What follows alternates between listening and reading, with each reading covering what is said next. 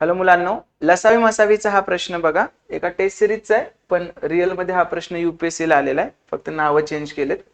तर पहा, विद्यार्थ्यांनीच मला पाठवलेले आहेत. तुम्ही पण असे प्रश्न पाठवा जेणेकरून आपण त्याचं लेक्चर घेऊ शकू.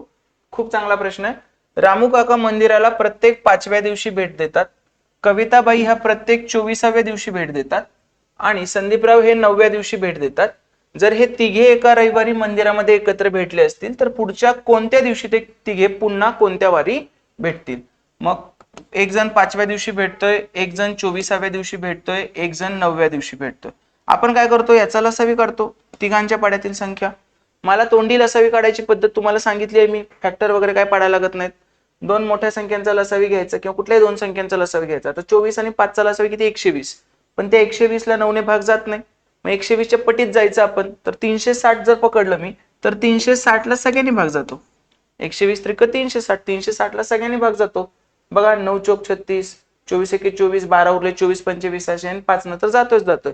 म्हणजे ते पुन्हा एकत्र कधी भेटतील? 360व्या दिवशी एकत्र भेटतील. आता कधी एकत्र भेटलेत ते? तर जर ते रविवारी भेटलेत तर आपल्याला काय पाहिजे? 360 दिवसांनी पुन्हा एकत्र भेटणार आहेत. तर 360व्या दिवशी कुठला वार असेल हे काढायचं, म्हणजे ऑड डेज काढायला लागतील. मग 360 ला जर मी 7 न भागलं तर 7 5 35, 1 उरला, 7 एके 7, 3 उरले. म्हणजे माझे ऑड डेज किती आहेत? 3. म्हणजे मला फक्त 3 दिवस पुढे जायचंय. रविवार नंतर 3 दिवस पुढे, सोमवार, मंगळवार, बुधवार. ठीक आहे, तर काय येणार याचा आन्सर? बुधवार. तर UPSC CSAT ला आलेला हा प्रश्न होता. अशाच पद्धतीचे प्रश्न जर तुम्हाला बघायचे असतील तर डेफिनेटली आपल्या चॅनलला सबस्क्राईब करा आणि आपली वन डे रिव्हिजन बॅच लावा, जेणेकरून तुम्हाला येणाऱ्या परीक्षेमध्ये चांगले मार्क्स मिळतील. Thank you so much.